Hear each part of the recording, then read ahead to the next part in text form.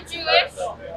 I'm a young Jewish person, and I recognize that Israel is doing to the Palestinian people exactly what the Nazis did to my people.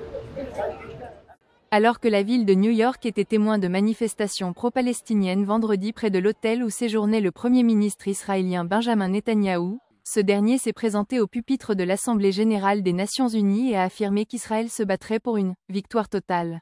Peu après, les délégués de plusieurs pays, dont la République islamique d'Iran et l'Arabie saoudite, ont organisé un départ. Le Premier ministre israélien a commencé avec un engagement de contre-CE qu'il appelle la CALHOMIE à l'intention de son pays. Affirmant qu'Israël n'est pas traité équitablement sur la scène mondiale, Netanyahou a qualifié les Nations unies de farce méprisante. Until the Jewish state is treated like other nations, until this anti-Semitic swamp is drained, the UN will be viewed by fair-minded people everywhere as nothing more than a contemptuous farce. Appelant les autorités iraniennes au tyran de Téhéran, Netanyahou a mis en garde contre de fortes représailles au cas où l'Iran s'engagerait contre Israël.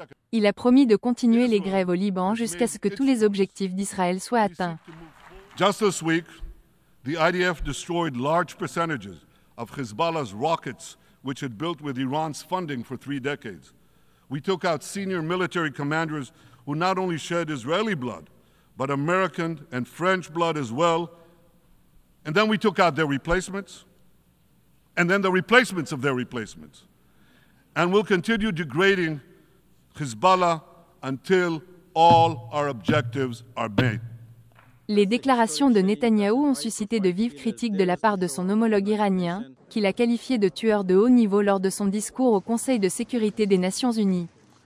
That's the historic shame that a high-profile killer dares to show up at the United Nations and poison the General Assembly with his disgusting lies and outrageous threats to invade other states and kill more people. Après les publics lourds de vendredi contre le QG du Hezbollah au Liban, les forces de défense israéliennes affirment maintenant que le chef du Hezbollah, Hassan Nasrallah, a été tué. De plus, de nouvelles avertissements de Tsahal ont incité les habitants du Liban à quitter une partie de la banlieue densément peuplée de Dahieh, vendredi soir. Par conséquent, des centaines de familles ont été vues passer la nuit dans les rues, chercher un abri sur la place des Martyrs du centre-ville de Beyrouth ou le long de la promenade en bord de mer. Rapport du bureau, NewsX.